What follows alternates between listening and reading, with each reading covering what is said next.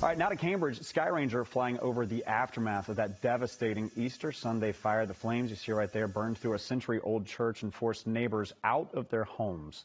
Thanks for joining us this morning at 11. I'm Colton Bradford. Now, it could take days before evacuated residents could be able to return. NBC 10's Oscar Margain live for us in Cambridge this morning. And Oscar, it could take years before this church community is able to rebuild here.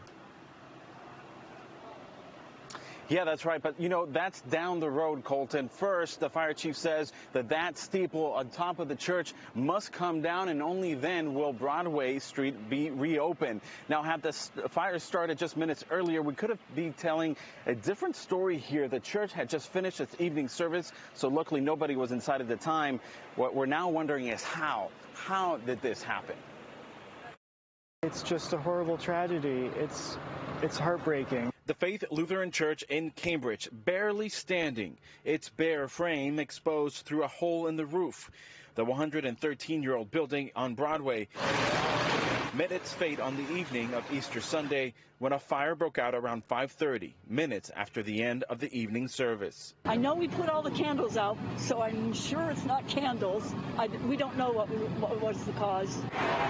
Heavy smoke devouring its spire as roughly 150 firefighters from nearby communities battled the flames, with stubborn hotspots keeping first responders tied up for nearly 15 hours, some of them suffering minor injuries. Nearby residents told to evacuate, their homes spared but flooded with water. It's still going to be a couple of days until people get back into their homes. There was so much water that had flowed that there's water damage to a number of basements in the surrounding areas.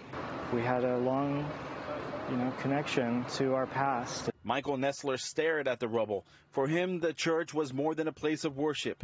It's where he met his fiancée on Easter Sunday 5 years ago. We're scheduled to be married on July 1st. We're going to have the ceremony here at the church with Pastor Robin, who we love, and church community who we love, and I don't know what we're going to do at this point. That same uncertainty haunting Diane Garner. I guess we have to get over the idea that our church is this building. The small congregation is shaken, but like their steeple, resisting its collapse.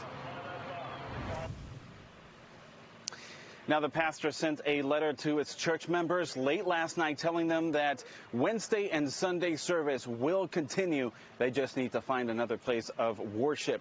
Now, as for the cause of the fire, that's still under investigation. Reporting live in Cambridge, Oscar Margain, NBC 10 Boston.